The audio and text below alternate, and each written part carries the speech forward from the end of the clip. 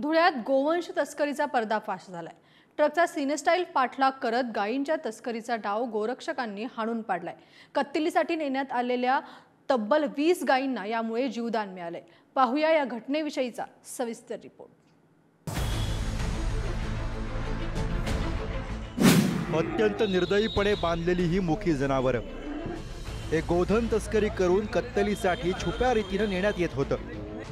धुळ्यातील गोरक्षकांनी हा डाव उधळून लावत तब्बल 20 गुरांना जीवनदान दिलंय। कत्तलीसाठी गोवंशाची तस्करी होत असल्याची कुणकुण गोरक्षकांना लागली होती।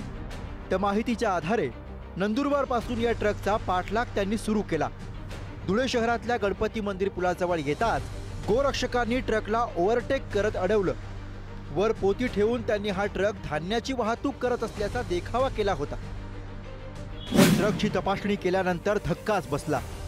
20 गुरं अत्यंत निर्दयीपणे अमानुषतेचा कळस गाठत कोंबण्यात आली होती।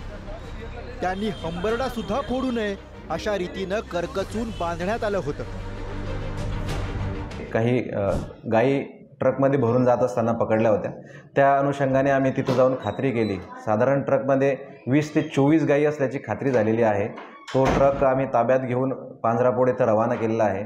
गोरक्षकांकडून माहिती घेतली असता त्यांनी त्या ट्रकचा पाठलाग साधारण नंदुरबार जिल्ह्यातील नवापूर हद्दीतून चालू केला असून ते कत्तलीसाठी नेत असल्याची त्यांची खात्री झाल्याने त्यांनी त्याचा पाठलाग केला। त्या अनुषंगाने त्या गायींना पांजरापोड येथे उपचाराकामी दाखल करून त्या अनुषंगाने आम्ही गुन्हा दाखल करून घेत आहोत।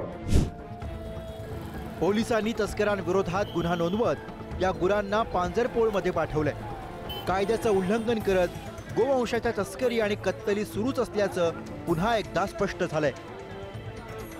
त्याचप्रमाणे अशा तस्करांविरोधात कायद्यानं कठोर पावलं उचलत तस्करांवर जरब बसवायला हवी आहे। धुळ्याहून भूषण चिंचोरेसह रशीद इनामदार, पुढारी न्यूज।